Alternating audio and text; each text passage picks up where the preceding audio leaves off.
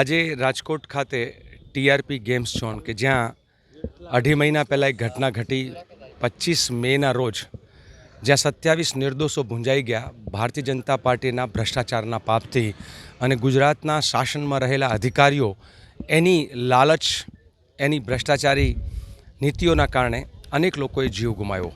આ ઘટના માત્ર ટીઆરપી ગેમ ઝોનમાં જ બની એવું નથી।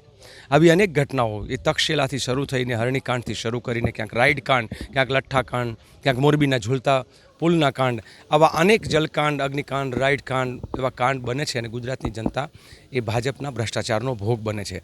ત્યારે એની સામેની ન્યાયની યાત્રા, ગુજરાતના લોકો માટેની યાત્રા, ગુજરાતના લોકો અલગ અલગ છે, એમાં ખૂબ આપ જોયું છે પાપનો ઘડો આપે જોયો છે, મોટાભાગે 2 દિવસમાં એ ભરાઈ ગયો। ભારતીય જનતા પાર્ટીનો જો અમે લઈને નીકળ્યા એ પાપનો ઘડો ભરાઈ ગયો।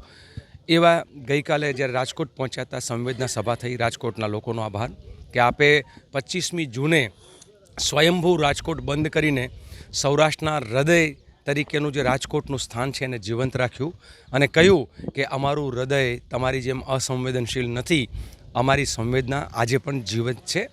આવા રાજકોટવાસીઓએ કાલે અદ્ભુત રીતે યાત્રાનું સ્વાગત કર્યું। કોંગ્રેસના સૌ આગેવાનો પણ ખૂબ મહેનત કરી અને આજે અમે અહીંયા જે જગ્યાએ ઘટના ઘટી ત્યાં મીણબત્તી લઈને 27 પદયાત્રીઓ ત્યાં જશે અને ત્યાં શ્રદ્ધાસુમન અર્પણ કરશે, મૃતકોને આત્માની શાંતિ માટેની પ્રાર્થના કરશે અને પીડિતોના ન્યાય માટે થઈને વધારે લડાયક રીતે લડી શકાય એવી શક્તિ કુદરત અમને આપે એવી પણ પ્રાર્થના કરશું।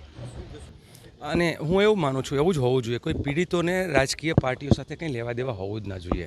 પીડિતને રાજકીય પાર્ટીઓમાં વહેંચી નાખવાના આ જૂના શતરંજની ચાલ, શકુની વેળા જે છે એ ભારતીય જનતા પાર્ટીને ખૂબ સારી રીતે આવડે છે, એમને મહારત હસ્તગત છે। પરંતુ હું એવું કહું છું, પીડિત એ પીડિત છે, એના દુઃખ, એના દર્દ, એની વેદના આપણે સમજી ન શકીએ, મને બહુ નવાઈ લાગે છે। કોઈ પીડિત પોતે જ આવીને એમ કે અમારે કોઈ ન્યાય જોતો નથી, આવું શક્ય જ નથી। આ કેમ બન્યું, શું બન્યું એ તપાસનો વિષય છે, કારણ કે તક્ષશિલામાં 5 વર્ષ પછી પણ ન્યાય નથી મળ્યો અને છતાંય લોકો એમ કે ન્યાય મળી ગયો છે। અને ગુજરાતના અનેક પરિવારો, લાખો પરિવારો વિવિધ રીતે પીડિત છે અને કોઈએ જ્યારે મીડિયાની સામે આવીને કહેવું પડે કે ન્યાય, કોઈક મને એક સવાલ પૂછો તો મિત્રો એની સ્પષ્ટતા કરું કે ન્યાય તો કોર્ટ આપવાની છે। મિત્રો, કોર્ટ તો ન્યાય પછી આપે છે, પહેલાં તો ઇન્વેસ્ટિગેશન ઓફિસર્સ અને પુરાવાઓને નષ્ટ કરવાનું। તમારી નજર સામે આ ટીઆરપી ગેમ ઝોનના પુરાવાઓ જે અડધી રાતે નષ્ટ કર્યા, આવું નષ્ટ કરવાનું અને ડુપ્લિકેટ એસઆઈટી જેવા ભીનું સંકેલવા સમિતિ જેવી રચનાઓ કરવાની, આ બધાથી પહેલાં જ પુરાવાઓને કેસને નબળો પાડી દેવાનો। ન્યાયની અપેક્ષા કેવી રીતે રાખી શકાય? ન્યાય માટે લડવું પડે, ન્યાય ભીખમાં ના મળે। ધન્યવાદ।